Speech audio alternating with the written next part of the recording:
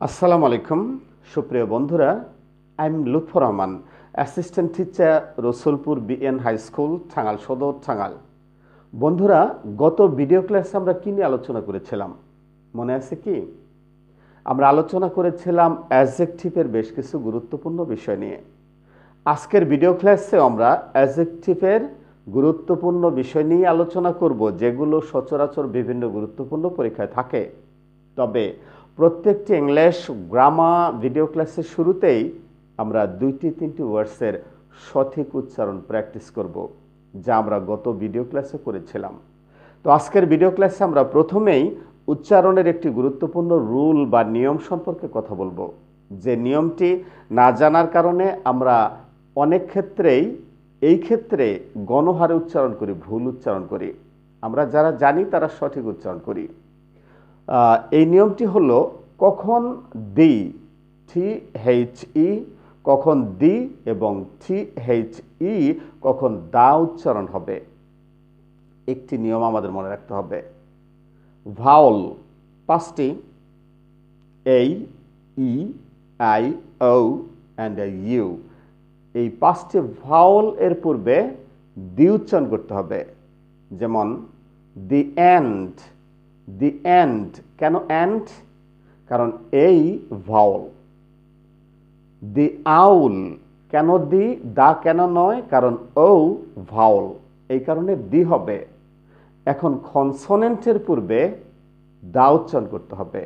যেমন দ্য খাও, দ্য খাও, এখানে সি কনসোনেন্ট।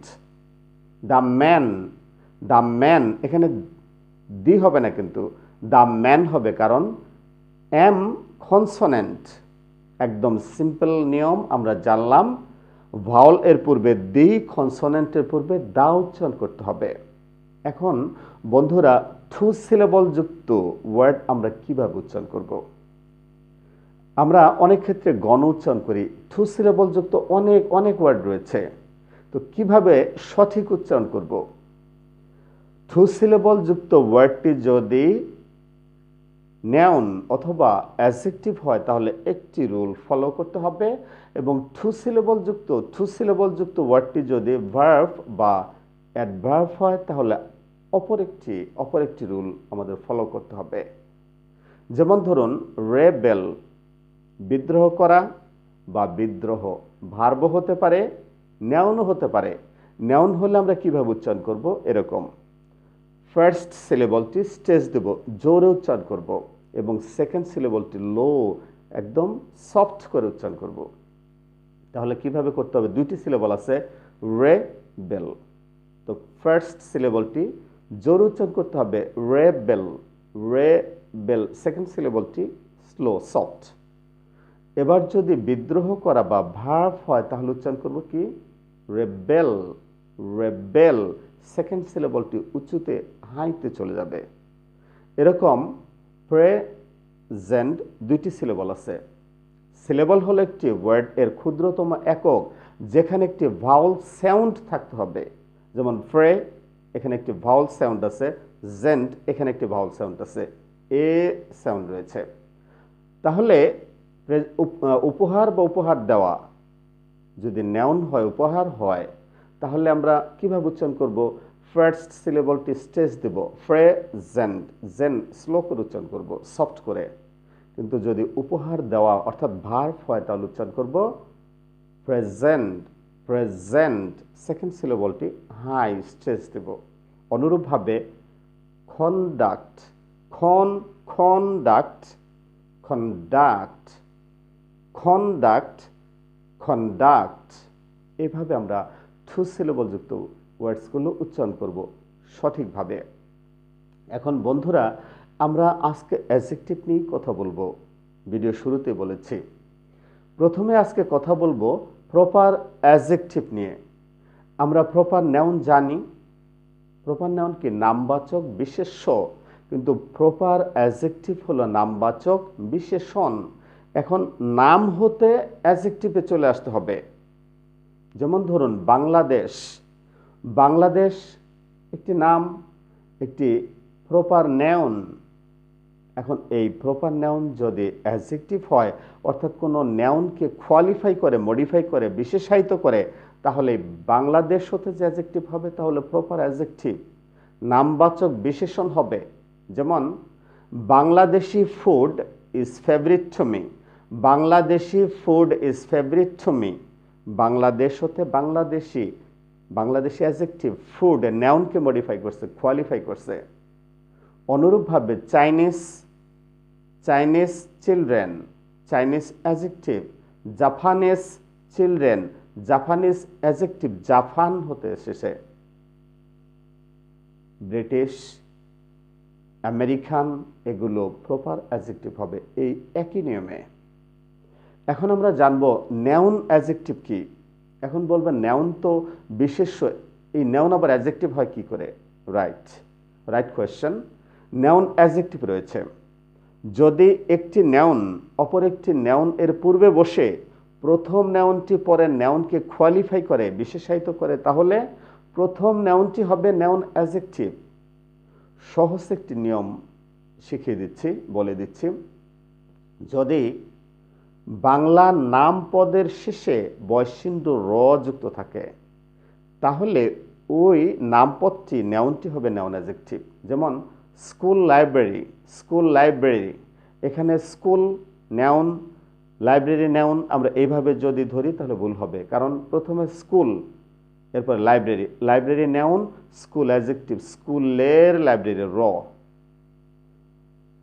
ক্রিকেট বল, ক্রিকেটের বল, এখানে ক্রিকেট, আমরা পরীক্ষা আসলে যদি ক্রিকেটকে নাউন দিয়ে আসি এখানে ভুল হবে, ক্রিকেটের বল, কাজে ক্রিকেট অ্যাডজেক্টিভ, নাউন অ্যাডজেক্টিভ।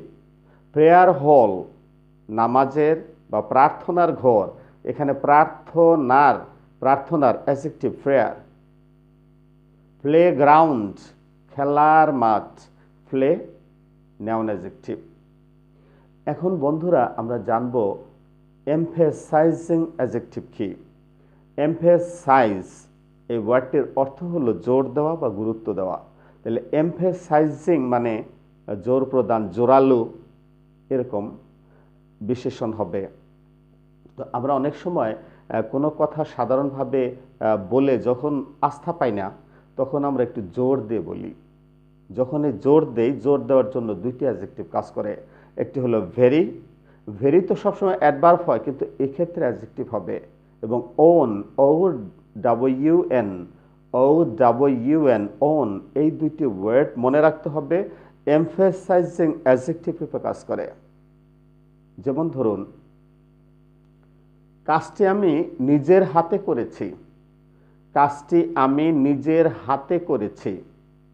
এখন আমি একদম নর্মালি, জেনারেলি বলতে পারতাম কাজটি আমি করেছি, কিন্তু যখন কেউ বিশ্বাস করে না বা আরো জোর দেওয়ার জন্য বলি আমি নিজের হাতে করেছি, তখন আমরা জোর প্রদান করি, স্ট্রেস দেই, এমফেসাইজ করি। এখন এমফেসাইজ লাস্টে কিন্তু ই রয়েছে, আপনি ই যখন বাদ দিবেন তখন হবে এমফেসিস। যাই হোক, আমরা ওদিকে যাব না।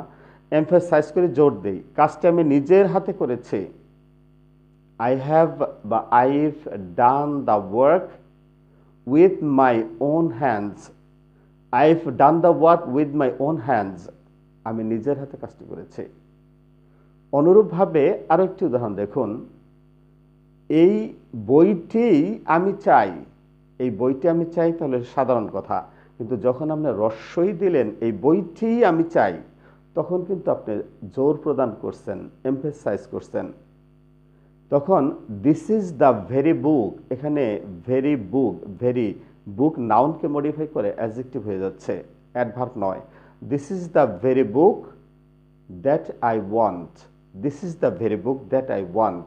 তাহলে ওন এবং ভেরি এমফেসাইজিং অ্যাডজেক্টিভ রূপে কাজ করে। বন্ধুরা, অ্যাডজেক্টিভের ক্লাসিফিকেশন অনেক বড়, আমরা পার্ট পার্ট সবগুলো জানবো, গুরুত্বপূর্ণ বিষয়গুলো জানবো। আমার এই ধারাবাহিক ভিডিওগুলো দেখতে থাকুন। যদি ভালো লাগে আমার YouTube channel LR English window subscribe করবেন, ভিডিওতে লাইক কমেন্ট করবেন যাতে আমি উৎসাহ পাই। তো সবাই ভালো থাকুন, সুস্থ থাকুন। That's all for today.